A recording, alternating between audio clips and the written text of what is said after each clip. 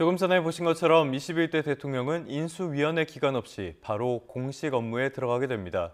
그래서 취임식은 간소하게 치러질 것으로 보입니다. 네, 이제 곧 취임식이 열릴 예정인 국회 현장 스튜디오 연결해서 자세한 이야기 들어보겠습니다. 이종원 기자 전해주시죠. 네, 국회에 마련된 YTN 특설 스튜디오입니다. 제 뒤로 보이는 국회의사당 본관에선 취임식 준비가 한창입니다.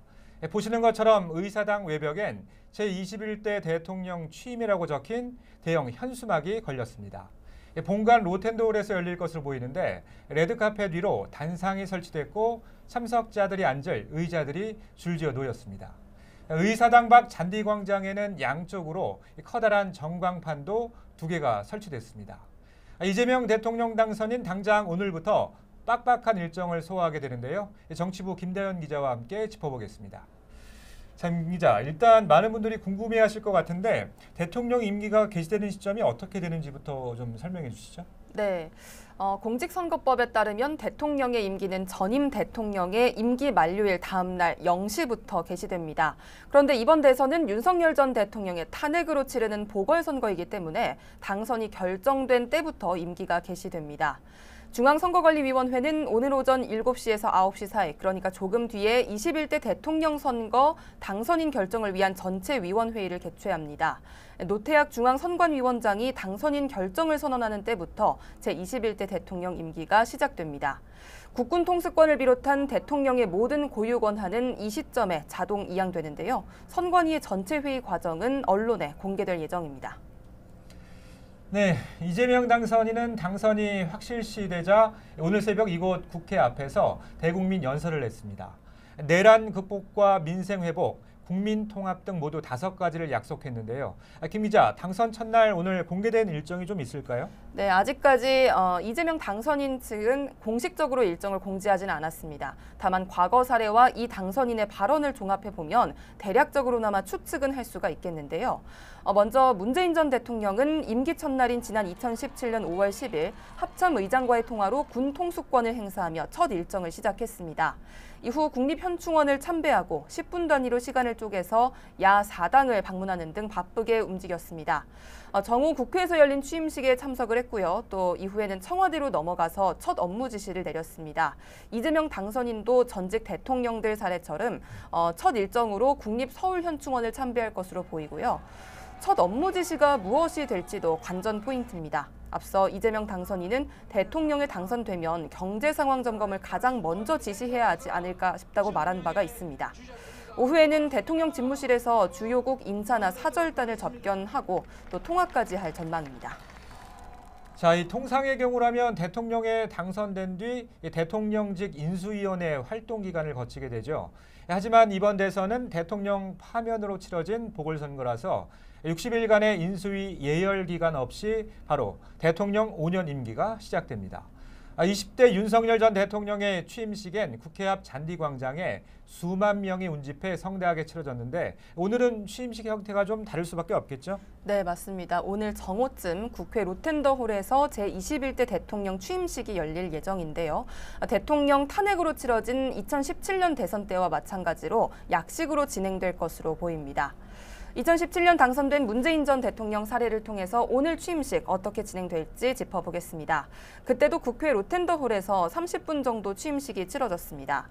당시 국회의장과 국무총리 등 5부 요인과 여야 국회의원, 또 군 지휘관 등 300여 명이 참석을 했습니다. 문 전 대통령은 취임 선서 뒤 국민께 드리는 말씀이라는 제목의 취임사를 발표했습니다. 당시 국정 현안을 신속하게 타개하려는 문재인 전 대통령의 의지를 반영을 해서 군악대와 의장대 행진, 또 예포 발사 축하 공연 등은 하지 않았습니다. 오늘도 전반적으로 이렇게 비슷한 일정으로 진행될 가능성이 높아 보입니다. 네. 자, 이재명 당선인은 선거 기간 청와대를 보수해서 집무실로 사용하겠다고 밝혀왔습니다. 다만 보수를 마칠 때까진 한동안 용산 대통령실을 집무실로 사용하는 게 불가피한 상황이죠. 이 때문에 취임식을 마치면 곧바로 대통령실로 이동해서 본격적인 대통령 업무를 시작할 것으로 보입니다. 내각 구성이나 대통령실 참모진 인선 발표가 곧바로 이어질지도 관심인데요. 국무총리 후보자나 대통령 비서실장은 오늘 발표할 거란 전망도 나오고 있죠? 네, 맞습니다. 인사청문회가 필요가 없는 대통령실의 중요 참모진 인선부터 나설 가능성이 큰데요. 앞서 이재명 당선인은 한 언론 인터뷰에서 일반적인 예를 들었을 때 가장 먼저 총리와 비서실장 또 수석들 인선을 먼저 할 것 같다고 말했습니다. 당장 대통령실의 구성원을 정하지 않으면 아무 일도 할 수 없다는 설명이었습니다. 우선 초대 총리로는 더불어민주당 4선 김민석 의원이 또 비서실장으로는 3선의 강훈식 의원이 각각 내정된 것으로 전해지고 있습니다. 김민석 의원은 대표적인 당 전략통으로 지난 대선 당시 이재명 후보 캠프 전략기획본부장 역할을 수행하면서 친명계 핵심으로 떠올랐습니다. 강훈식 의원 역시 당내 전략통으로 이번 선대위에서도 종합상황실장을 맡아서 선거 전략과 여론 대응에 주력해왔습니다. 신속한 국정 운영체계 마련이 무엇보다 중요한 만큼 전략의 강점이 있는 인사를 내정한 것으로 풀이되는데요. 외교안보 라인으로는 김현종 전 국가안보실 2차장, 또 민주당 위성락 의원 등이 하마평에 오르고 있고요. 정무수석에는 김병욱 전 의원, 또 민정수석에는 오광수 변호사 등이 거론되고 있습니다. 네. 내각 구성에 속도를 낸다고 해도 이 최종 임명까지는 국회 인사청문 절차 등을 거쳐야 하죠. 특히 조각의 첫 단추인 국무총리 인준까지는 시간이 필요한 만큼 이주호 부총리가 총리 권한대행 자격으로 새 정부 장관 제청권에 서명할 거라는 전망도 나오고 있습니다.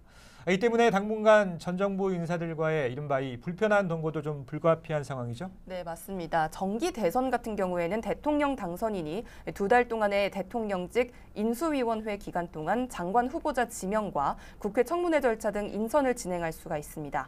그런데 이번 대선은 보궐선거였던 만큼 새 정부는 인수위원회 없이 당장 오늘부터 국정 운영에 돌입합니다. 이에 따라 당분간 신구 권력이 한 정부 조직 안에 공존하는 이중체제가 불가피할 전망입니다. 예를 들자면 이재명 당선인이 대통령실에 들어섬과 동시에 주요 현안에 대해서 실시간으로 보고를 받는 상황도 예상해 볼 수가 있고요. 복지나 노동, 또 검찰개혁 등 전 정권과 국정 철학이 충돌할 가능성이 있는 분야에서는 정책 공백이나 내부 저항 우려도 제기되고 있습니다. 인수위 없이 출범한 문재인 정부를 보면 초대 내각 인선을 완료하는 데만 195일이 소요가 됐는데요. 이번에도 인선 기간 일부 국정 공백은 불가피할 전망입니다. 네, 이재명 대통령 당선인의 취임식 YTN 생중계로 지켜보시기 바랍니다. 지금까지 취임식이 예정된 국회에서 전해드렸습니다.